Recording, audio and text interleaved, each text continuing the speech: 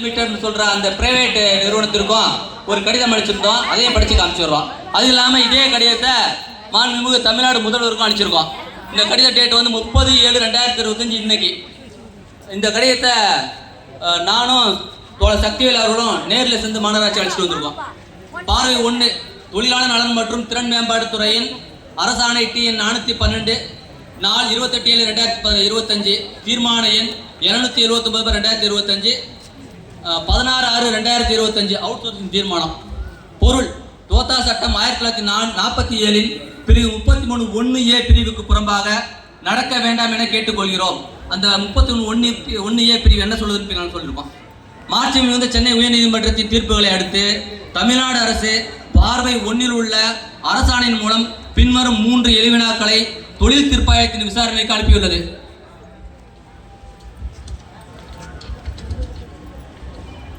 எளிவினாக்கள்: கோரிக்கை 1,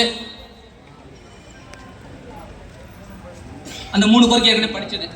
அந்த கோரிக்கையை பற்றி சொல்லிட்டு, மேற்படி அரசாணையில் மாநகராட்சி தூய்மை பணிகளை ஒப்பந்தமயப்படுத்துவது நியாயமா என்ற கேள்வி தொழில் தீர்ப்பாய விசாரணைக்கு அனுப்பப்பட்டுள்ளது. தோத்தா சட்டம் 1947 பிரிவு 33(1)A படி தீர்ப்பாய விசாரணைக்கு அனுப்பப்பட்டுள்ள தொழில் தகராறுகளோடு நேரடியாக தொடர்புள்ள எந்த விஷயத்திலும் தொழில் தவறான நடவடிக்கைகளுக்கு முன்பு இருந்த எந்த பணி நிலைமையையும் தொழிலாளர்களுக்கு பாதகமாக தொழில் தீர்ப்பாயத்தின் முன் அனுமதி எழுத்து மூலம் பெறாமல் மாற்ற முடியாது என்று சொல்லப்பட்டுள்ளது. அப்படின்னா ஏற்கனவே மாநகராட்சிகள் நீங்க பணிபுரிஞ்சீங்கன்னா அதே நாள தொடரணும். அதுல மாற்றம் செய்யற தனியாருக்கு அனுப்புற மாதிரி இருந்தா கோர்ட்ல போய் அனுமதி வாங்கிட்டு வரணும்ன்றது சட்டம் சொல்லுது. மேற்படி சட்டம் அட்டவணை 4 ஐட்டம் 1 சம்பளம் மற்றும் சம்பள காலம் சம்பளம் வழங்குதல் முறை பற்றி பேசுகிறது. ஐட்டம் 10 ஆட்குறைப்பு இட்டு சொல்லும் முன்னேற்றம் பற்றி, ஐட்டம் 11 வேலையாள் எண்ணிக்கை குறைப்பு பற்றியும் பேசுகிறது.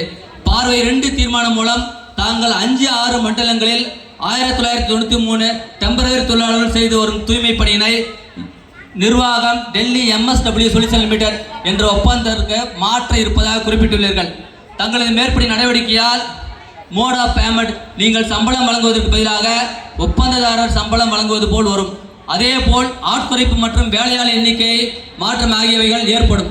ஆகவே தீர்ப்பாயத்தின் முன் அனுமதி இல்லாமல் மேற்படி மாற்றத்தை நீங்கள் செய்தால் அத்தகைய மீறல் தோத்தா சட்டம் 1947 பிரிவு 33(1)A படி 6 மாதம் சிறை தண்டனை அல்லது 1000 வரை அபராதம்